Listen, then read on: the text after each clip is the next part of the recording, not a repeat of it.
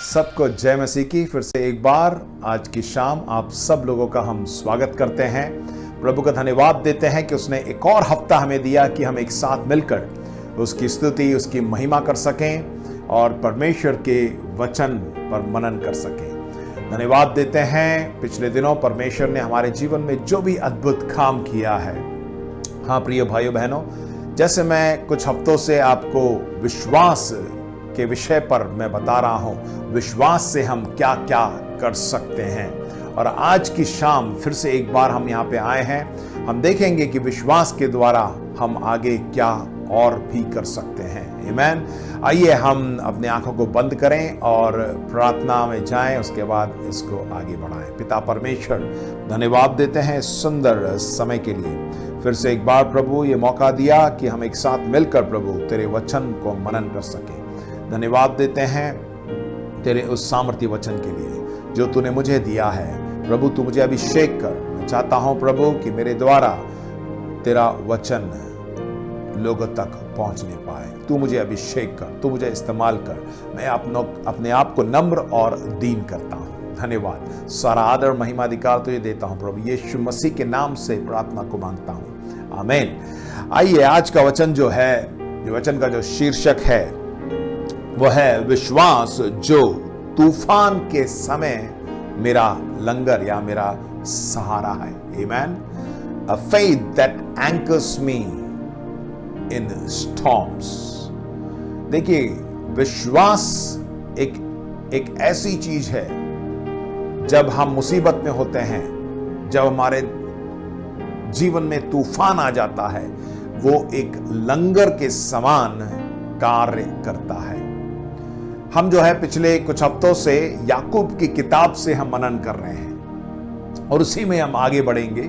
याकूब की किताब, उसके पहले अध्याय में बहुत सी बातें लिखी गई हैं। आइए हम आगे बढ़ेंगे। उससे पहले मैं आपको बाइबल में से एक वचन से उत्साहित करना चाहता हूं। एक छोटी सी कहानी है जो प्रभु यीशु मसीह ने जो है लोगों को सुनाई थी। उससे हमें बहुत कुछ सीखने को मिलता है। आइए अपने बाइबल को खोलें, मत्ती उसके 7वें अध्याय के 24 से 27वें वचन तक। इसमें इस जगह पर दो मनुष्य के बारे में लिखा गया। हमने बहुत बार इसको पढ़ा है, मैं आपके लिए फिर से पढ़ दूंगा।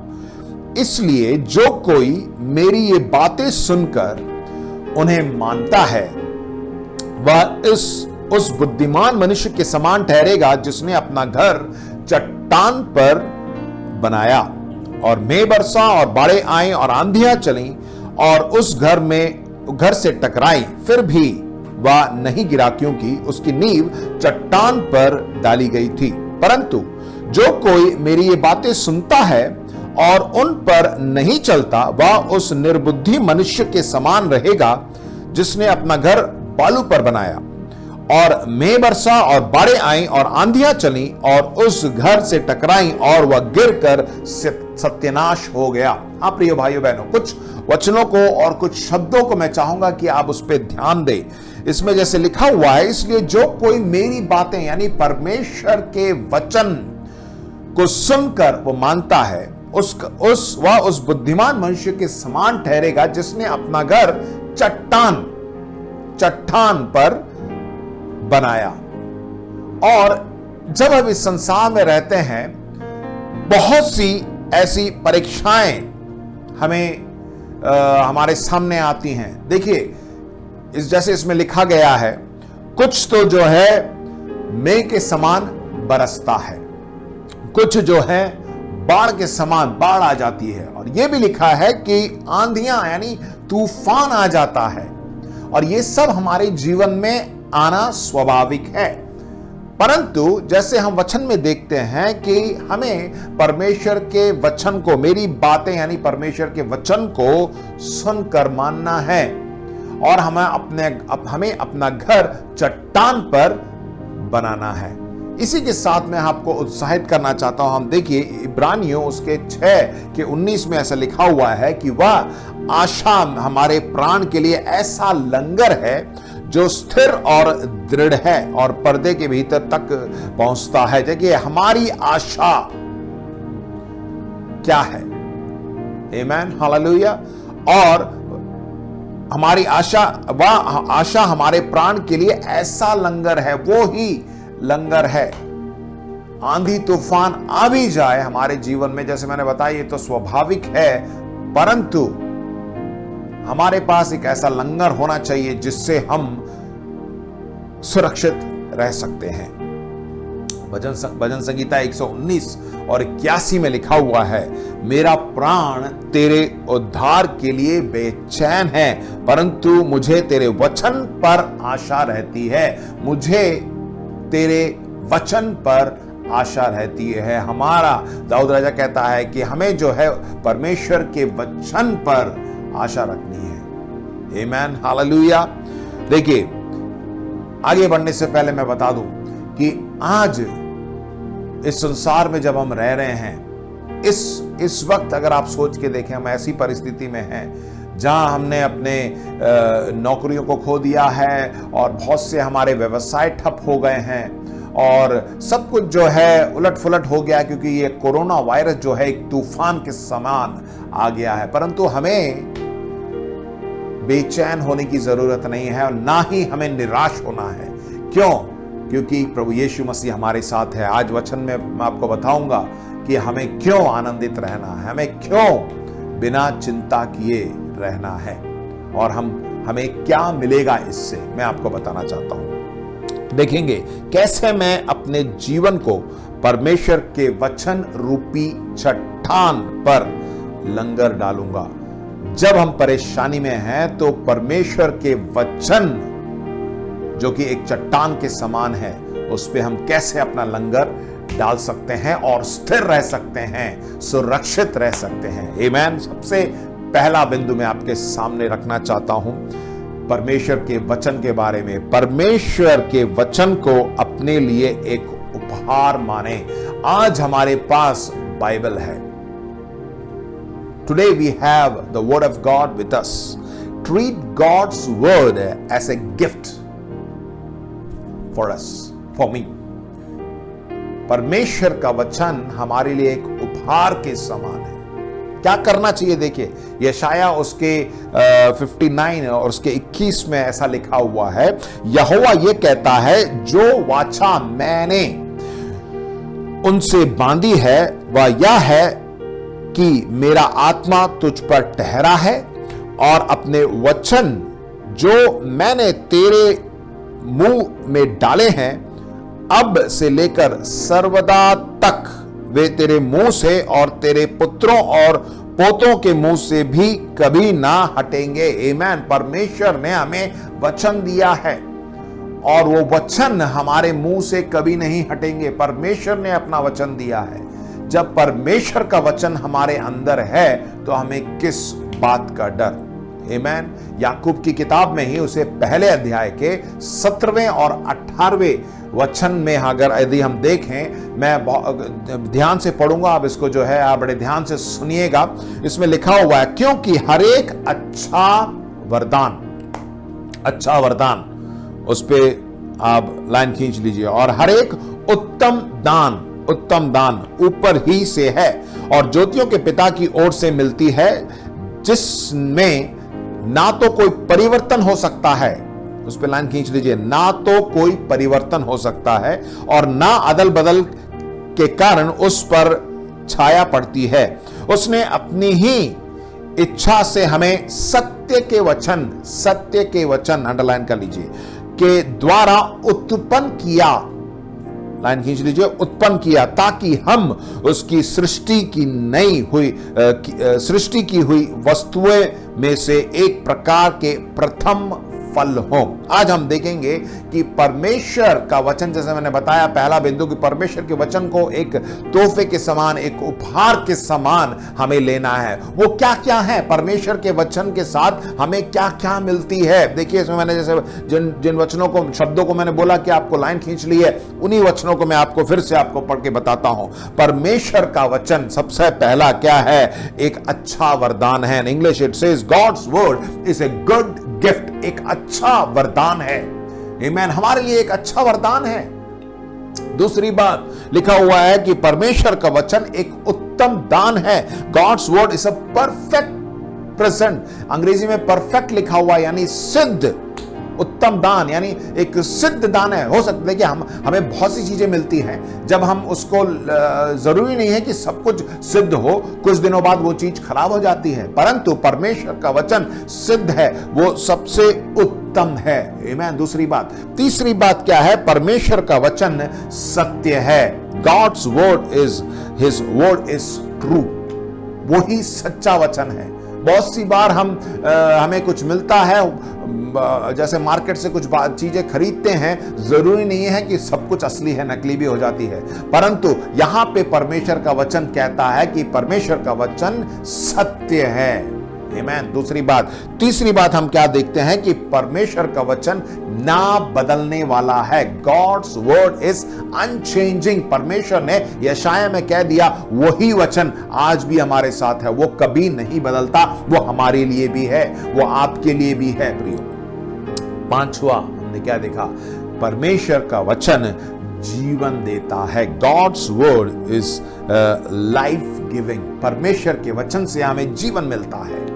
हो सकता है हम मनुष्य के वचन से जो है व्यक्ति मर जाए, उसको मृत्यु आ जाए, परंतु परमेश्वर का वचन जो है हमें जीवन देता है। इन 5 बातों को हमने याकूब की किताब उसके पहले अध्याय के 17 और 18वें वचन में हमने देखा। इसलिए परमेश्वर का वचन हमारा लंगर है।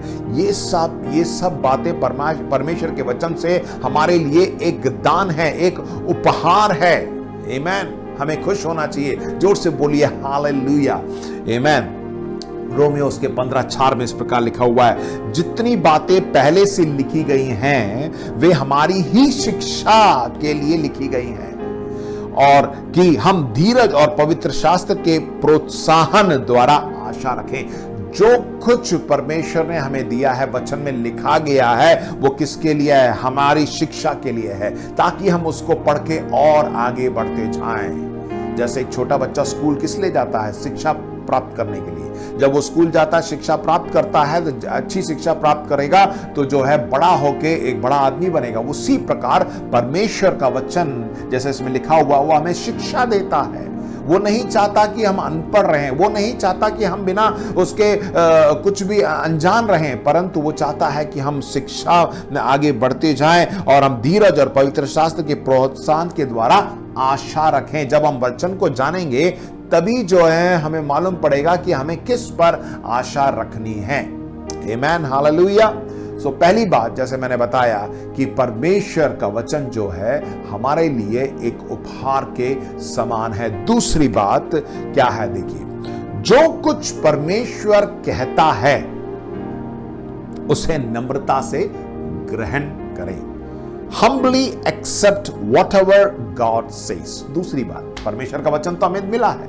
अब परमेश्वर के वचन को मिलने के बाद हमें क्या करना है? देखिए, याकूब की किताब में ही उसी पहले अध्याय के 21वें वचन में देखेंगे, आगे पढ़िए। इसलिए सारी मलिनता और बैर भाव की बढ़ती को दूर करके उस वचन को नम्रता से ग्रहण कर लो, जो हृदय में बोया गया और जो तुम्हारे प्राणों का उद्धार कर सकता है। आमीन। परमेश्वर का वचन साफ साफ इसमें बताता है कि नम्रता से हमें परमेश्वर के वचन को ग्रहण करना है, परमेश्वर की बातों को ग्रहण करना है जो हमारे हृदय में बोया गया है। हाँ प्रियो भाइयों बहनों, देखिए, उससे पहले यह भी लिखा हुआ है कि हमें हमें सारी मलिनता और बैर भाव की बढ़ती को दूर करना है। ये जो गंदगी है ना, उसको पहले से ही निकालना है। देखिए, जब भी हम मार्केट से आते हैं, बाजार से आते हैं या कुछ काम करके आते हैं, इन दिनों जो है बहुत ही ज़्यादा पसीना आता है, हमारा शरीर जो है, जब हम बाहर से आते हैं तो गंदगी लगी रहती है। वैसे ही हम घर पर आकर हम खाना खाने नहीं बैठते हैं। आते ही हम जो हैं, हम सबसे, और इन दिनों जो है कोरोना वायरस भी है, तो ये अच्छा ही होगा हमें इस बात का ध्यान भी देना है कि जब हम घर पे आते हैं तो हमें जो है पूरी तरह हम स्नान कर लेते हैं और अच्छी तरह जो है साफ सुथरे होकर तब जाके हम घर पे बैठकर हम खाना खाते हैं। वैसे ही परमेश्वर को, जैसे इसमें लिखा हुआ है कि परमेश्वर के वचन को ग्रहण करने से पहले हमें अपने आप को जो है, अपने जो हमारे अंदर जो गंदगी है उसे हमें बाहर निकालना है। इसलिए लिखा हुआ है, इसलिए सारी मलिनता और बैर भाव की बढ़ती को दूर करके उस वचन, परमेश्वर के वचन को लिखा हुआ नम्रता से ग्रहण करना है। नम्रता से ग्रहण करना है जो हमारे वचन, जो हमारे हृदय में बोया गया है और जो तुम्हारे प्राणों का उद्धार कर सकता है। प्रिय भाइयों बहनों, हमें परमेश्वर के वचन को नम्रता से ग्रहण करना है। दूसरी बात मैंने बताया। अब तीसरी बात में हम जाएंगे, अध्ययन करें और उसके पश्चात जो कुछ वो कहता है उसे करें। परमेश्वर के वचन को हमें अध्ययन करना यानी ध्यान देना है। English, study and then do whatever he says. Yakub की किताब में उसी पहले अध्याय के 22 से 25 में मैं आपके लिए पढ़ देता हूं। परंतु वचन पर चलने वाले बनो और केवल सुनने वाले ही नहीं जो अपने आप को धोखा देते हैं, क्योंकि जो कोई वचन का सुनने वाला हो और उस पर चलने वाला ना हो तो वह उस मनुष्य के समान है जो अपने स्वाभाविक मुंह दर्पण में देखता है, इसलिए कि वह अपने आप को देखकर चला जाता है और तुरंत भूल जाता है कि वह कैसा था।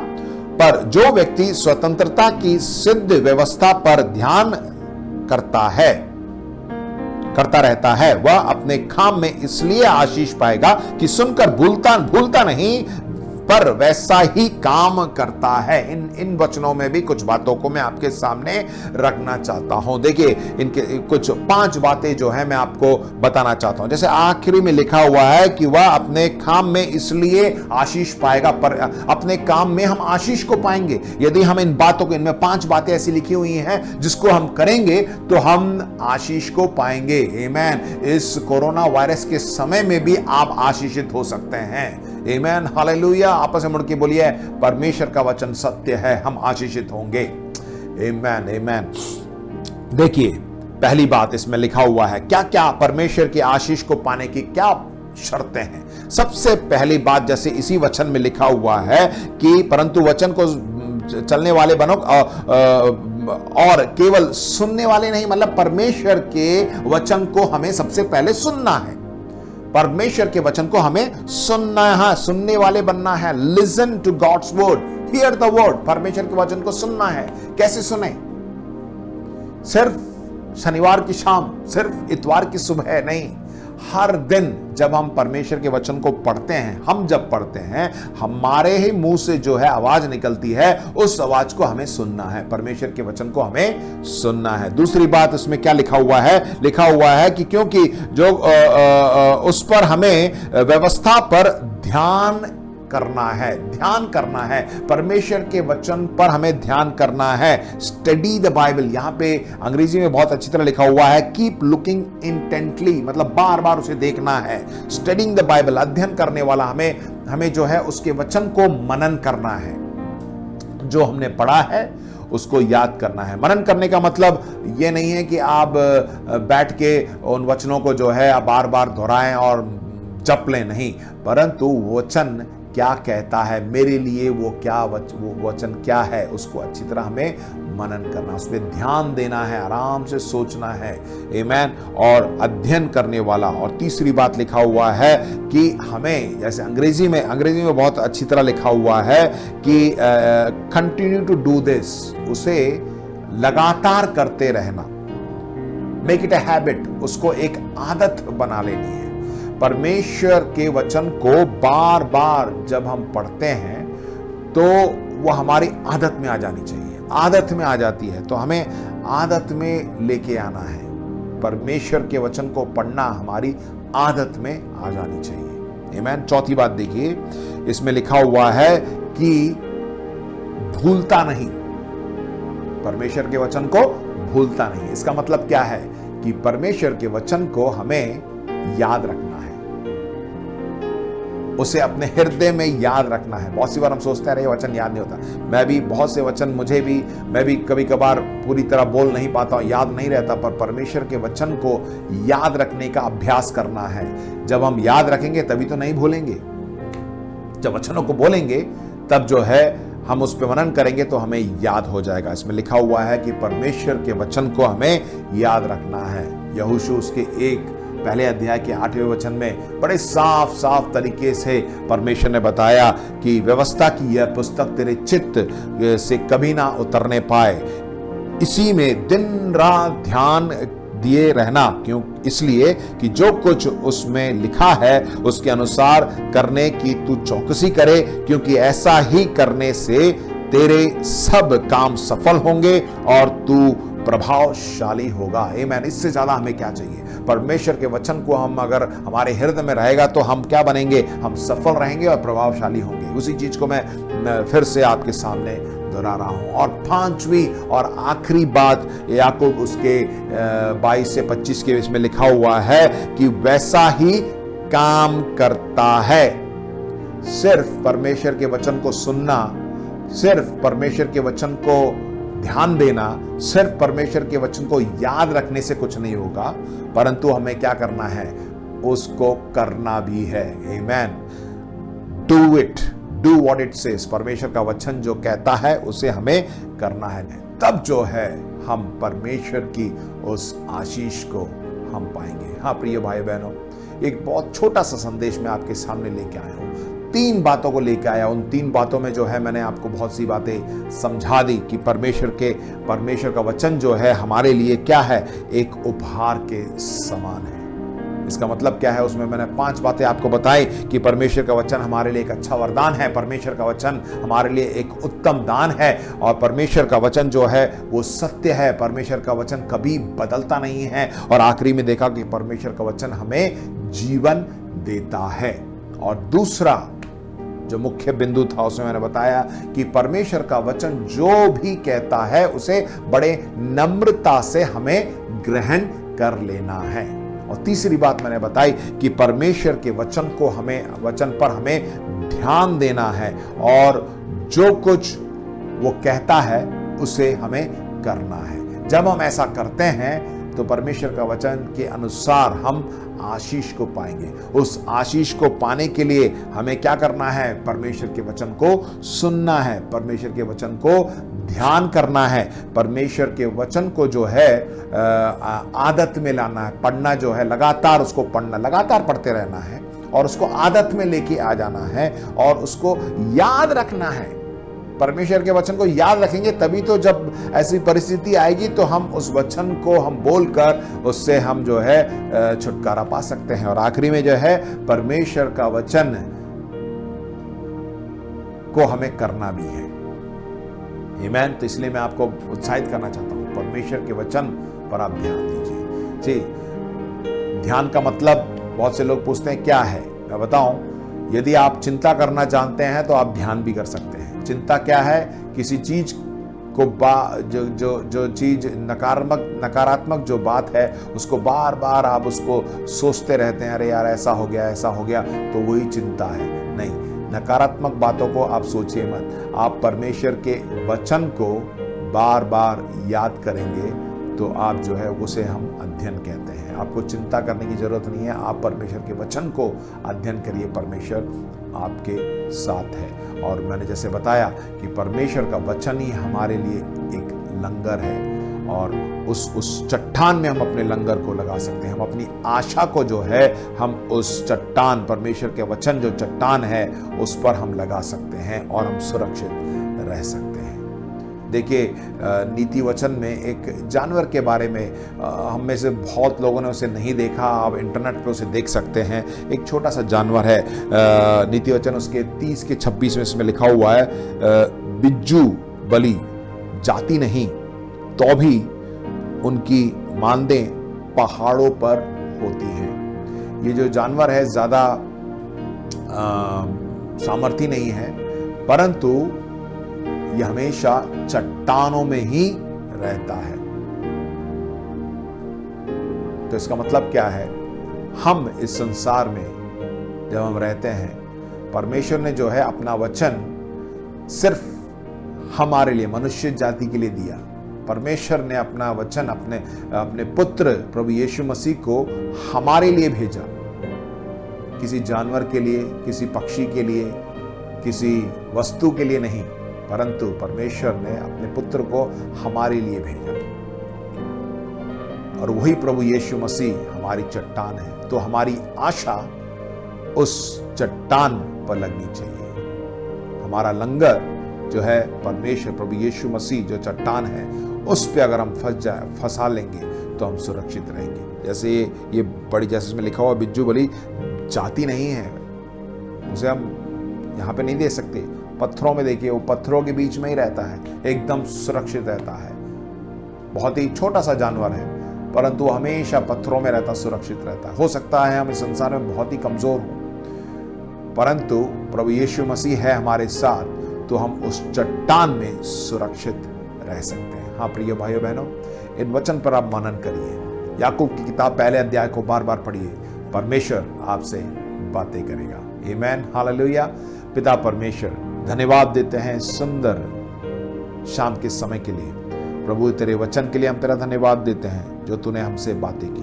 हम अपने आप को नम्र और दीन करते हैं। प्रभु यीशु मसीह, तू ही हमारी चट्टान है और तू ही हमारा लंगर है। प्रभु हम अपनी आशा तुझ पर डालते हैं और प्रभु तू हमें सुरक्षित रखता है। धन्यवाद, तू हमारी अगुवाई कर, हम तुझ पर विश्वास करते हैं। हाँ पिता परमेश्वर, इन वचनों पर जब हम प्रभु हम पढ़ते हैं, उसको सुनते हैं, उस पर अध्ययन करते हैं और उसको आदत में लेके आते हैं और उसको याद करते हैं, जैसे तेरा वचन कहता है, उसके अनुसार हम प्रभु तेरी उस आशीष को भी पाते हैं। धन्यवाद कि तेरी आशीष हमारे लिए है। सारा आदर महिमा अधिकार तुझे देते हैं। प्रभु यीशु मसीह के पवित्र नाम से इस प्रार्थना को मांगते हैं। आमीन, आमीन। सबको जय मसीह की। प्रभु आपको आशीष दे।